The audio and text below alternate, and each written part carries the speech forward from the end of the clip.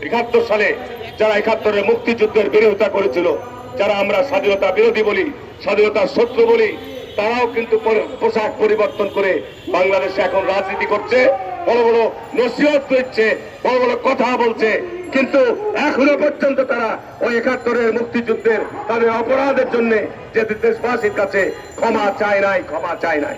তাদের যে ভুল, তাদের যে সেই সময় এই আত্মঘাতী সিদ্ধান্ত ছিল, সেদিকে তারা এনিয়ে বিনিয়ে বিভিন্ন ভাবে অপব্যাখ্যা দিচ্ছেন।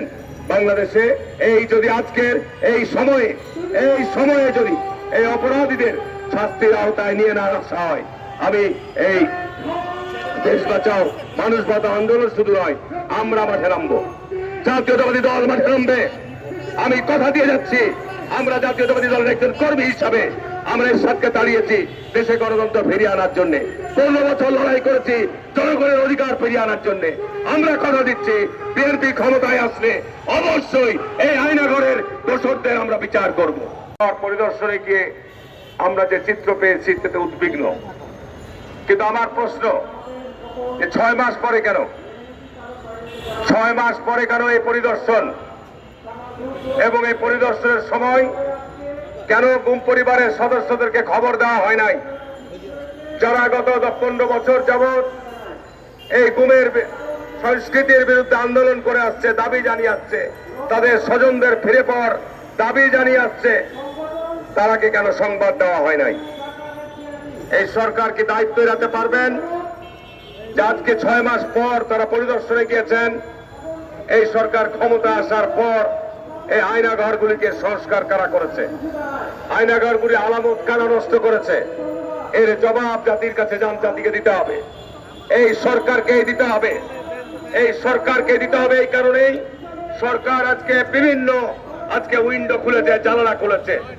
তারা বলছে যে সংস্কার কর্মসূচি আমরা হাতে নিয়েছি। আমি উদ্বিগ্ন, আমি যে নির্বাচনী এলাকা থেকে নির্বাচন করি,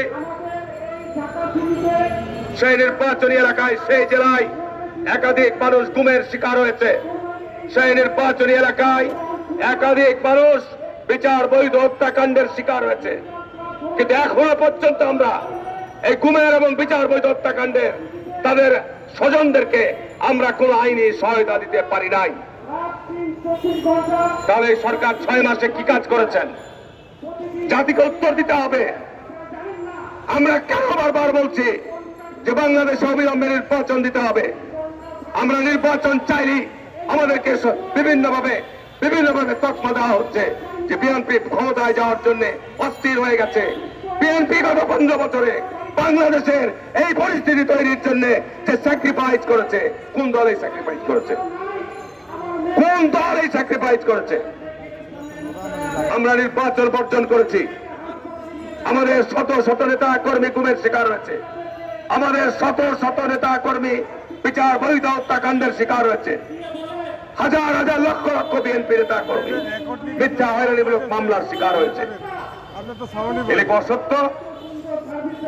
আজকে তত্ত্বাবধায়ক সরকার ক্ষমতা এসে উনি সংস্কারের কথা বলছেন, সংস্কার করেন, আপত্তি নাই, কিন্তু আজকে 6 মাসে জাতির কাছে জবাব দিতে হবে যে এখনো কেন এই আয়নাঘরের সাথে যারা জড়িত ছিল তারা বহাল তবিয়তে চাকরিতে রয়েছে।